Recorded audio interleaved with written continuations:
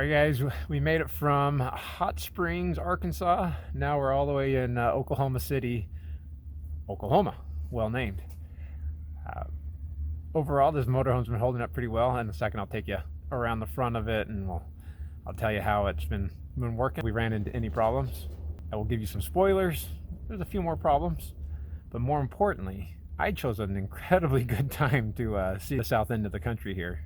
This weather's been absolutely gorgeous and wonderful, and I'm a little bit dreading going back home because I'm pretty confident that it's going to be hot and uncomfortable and not fun. In fact, I don't really want to go home. This has been one of the best vacations I've been on in a very long time, and I've been busy this entire time too.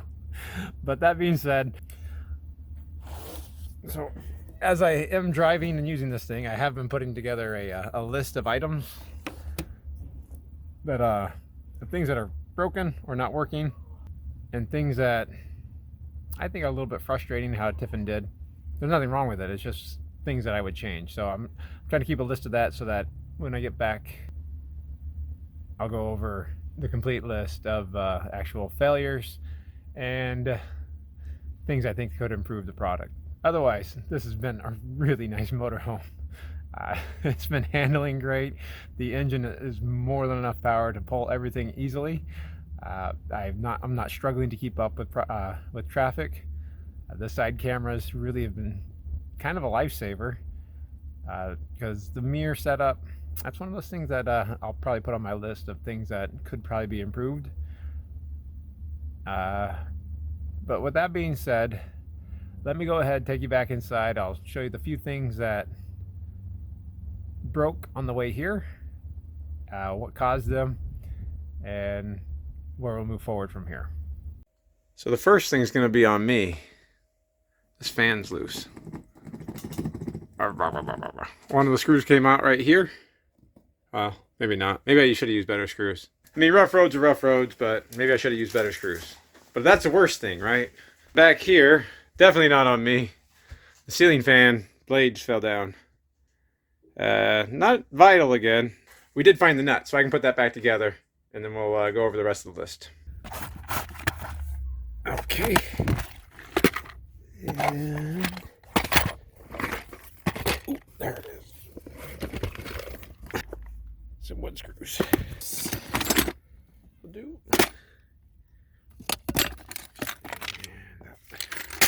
I think that'll do it. So I think I might have lucked out and brought, I usually keep a little assortment of C-clips like that. Let's see what I got here. Alright. So there's a C-clip or an E-clip. Depends on who you are, what you call them. So I just call these C-clips because they look like C's. Some people call them E-clips. They kind of look like E's also. Let me see if these will work. Alright, so this one's actually keyed. So the washer that's up there is supposed to keep the blade from going up too high. So just go there and then I'll put the C-clip on.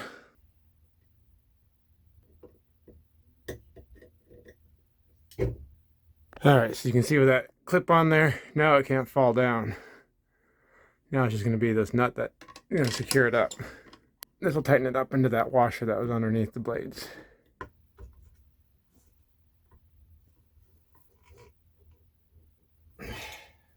Alright, and that was it. That was a pretty easy fix. This is a 12-volt fan, so they're a little bit noisy. Not as good as a 120-volt fan, but it'll work.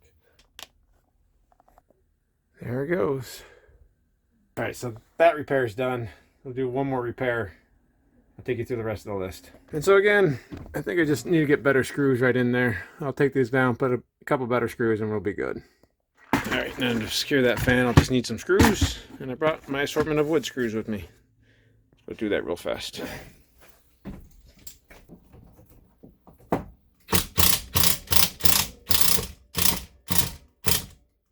So with that, I'm going to call that good. It's mounted again. If I hit the switch, it works. Forgot there was one more thing.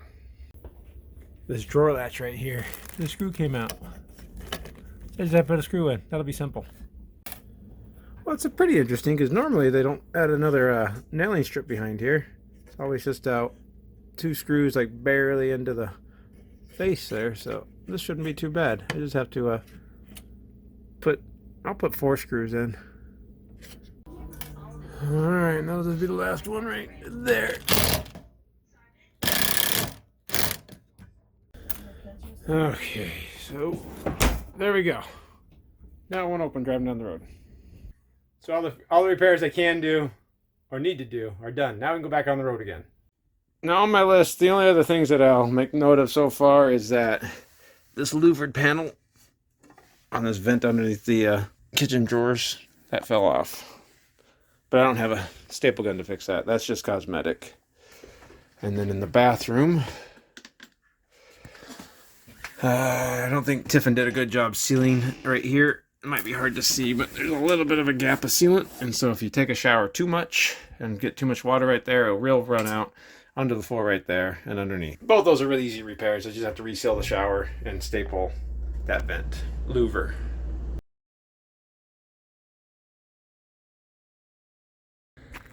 All right, so when it comes to the generator, I know some people have been asking about it. We put about 12 hours on it, driving it down the road. It was mostly in New Mexico and Texas. Once we got outside of Texas, it was getting cold again. We didn't need the ACs, but driving down the road, we did need AC back there. That's been flawless, no problem whatsoever. Everything else has been going pretty flawlessly. So this fender hasn't come loose. I did forget to seal right there on both sides, so it should be sealed kind of like this. But that would just be cosmetic anyways. It's not going to leak into anything because the other side of this is just the outside of the motorhome again. The rest of the fender, where it was all body worked and rebuilt, nothing's happened. And even this guy right here that I had to glue back on right there, we're still nice and good.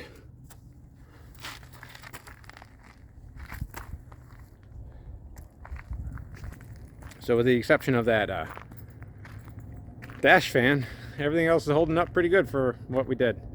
And even that dash fan, come on, it's been 4,000 miles. Those are some really rough roads we were going through.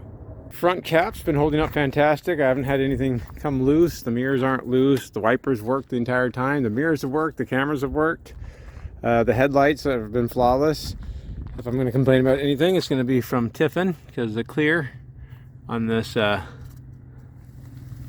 don't know if you guys can see, that clear is peeling off, and this is a cool little light up accent, a little light bar, kind of like daytime running lights on this.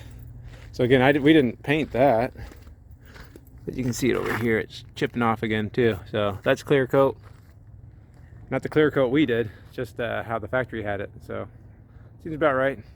2-3 years, clear coat starts peeling, right? All right, guys, I really hope you appreciate it. This was just a short little video to update you guys with where we're at, what we're doing, how the motorhome's holding up. No complaints on my end. I've really enjoyed every minute of this and been having a great time. And the motorhome's been holding up really well. Thanks for following me along with the journey. Hopefully I'll get some more repair videos, not on this, but on some other repairs we're going to be doing coming out soon. I've filmed so much that I'm a little concerned that I won't make any videos because there's so much footage to edit, and it's not really much of a RV vlog channel as much as it is a repair channel, so I don't want to upset too many of my viewers. But you guys have been fabulous following along and giving me support. I do apologize, I have not been able to keep up with all the comments. I'm doing my absolute best just to get some content out there.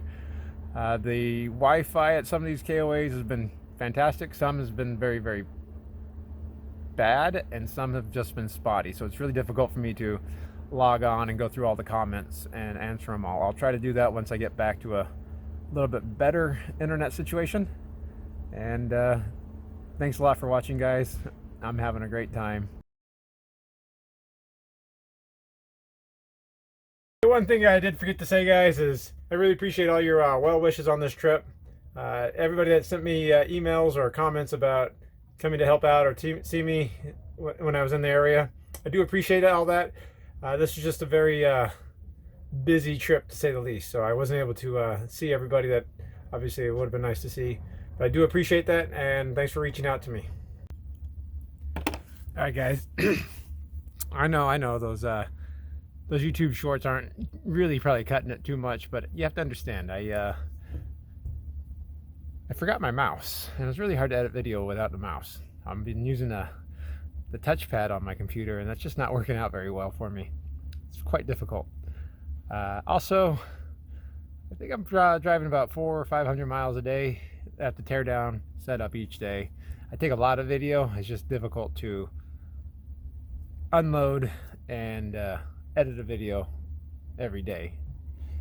So I do appreciate you guys following along and keeping up with me with those shorts. I know they're a little bit frustrating. I have made a lot of them on TikTok, but I tried to just share the ones that might be interesting without overloading with too many shorts.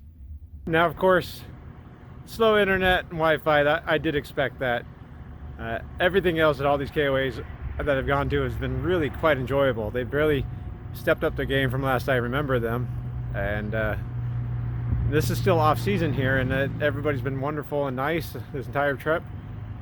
But every KOA I've been at has been a wonderful experience. All the online registrations and appointments, everything went smoothly. We even had a few called because we were running late and they wanted to make sure everything was okay.